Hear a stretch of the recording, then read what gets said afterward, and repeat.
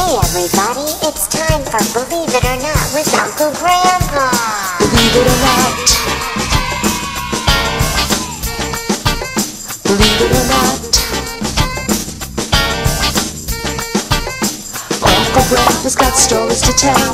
Some are kinda crazy and some are swell. They may be real, they might be pretend. We don't really care in the end. Believe it or not.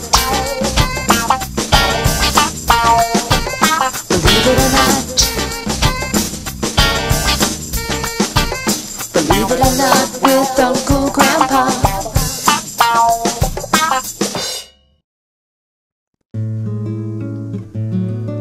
Hey, Uncle Grandpa. Oh, it's you again, huh? Mom said I had to come here after school because I acted up today. Well, that's just fine. Now, what did you do? I poked Jimothy with a pencil. Ha ha ha, you poked little Jimothy with a pencil. Now, why would you go and do something like that? Because I don't like him very much. Yeah, okay.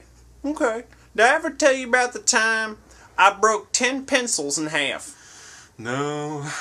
Well, it was pretty exciting. Back in the 20s, there was sort of a groundswell movement of pencil breaking competitions. But back in those days, we didn't even really have cars. I mean, so that was the kind of things you could do. You could break some pencils. But wouldn't you know it, I got 10 pencils locked up on my fingers, and then just slammed it down and pow, broke those pencils. There was some sort of magic beans, I think. And can you believe that? Magic beans. Magic beans? You're making that up, aren't you, Uncle Grandpa? No, a centaur sold them to me in the backyard the other day. I was drinking some lemonade because I was feeling a little faint. It was hot as the dickens. I was drinking some lemonade, and wouldn't you know it, but a little centaur came out, and he said, hey, Uncle Grandpa, you want to buy some magic beans? And I was like, well, I don't know what I'm going to do with some magic beans. And he's like, well, there's all kinds of things you can do with magic beans. They're magic beans. You're just making that up right now, aren't you, Uncle Grandpa? Well, I don't know that I could make up something like that. I mean, well, when I was your age, we didn't have TV. We used to tell stories, or we'd read books, or we'd go to sleep. Now, what is your name, young lady? What? Excuse me? Uncle Grandpa, it's me. It's Frogsworth, it's me. I knew a Frogsworth in the service. He was a good man. Oh, what did you tell me about it? He used to do one-handed push-ups late at night. Just do one-handed push-ups in the middle of the night. But he could really bake a ham, So, big deal. Anyone can bake a ham. I can do one-handed push. Look at this. I can do a one-handed push-up right now. Ugh.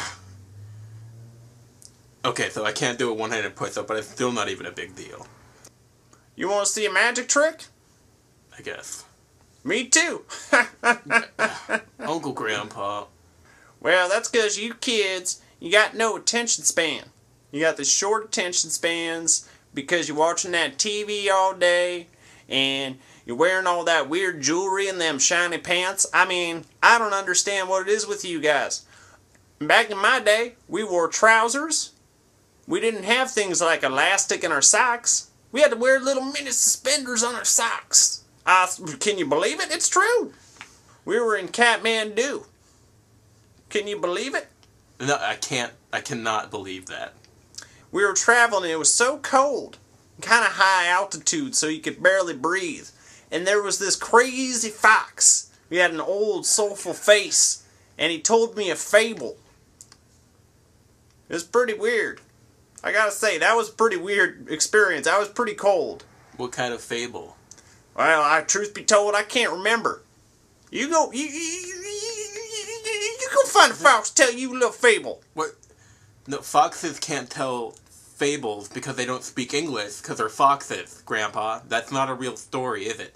Hey, have you ever been to Paris? Well, I have. No, I've never been to Paris. Well, then don't you tell me about talking foxes, because I tend to talk to one. I think that I would know if there was such a thing as talking. Listen, Uncle Grandpa, that is a ridiculous story. Now, you dumb now, just don't count. Have you ever met my grandson, Jimothy?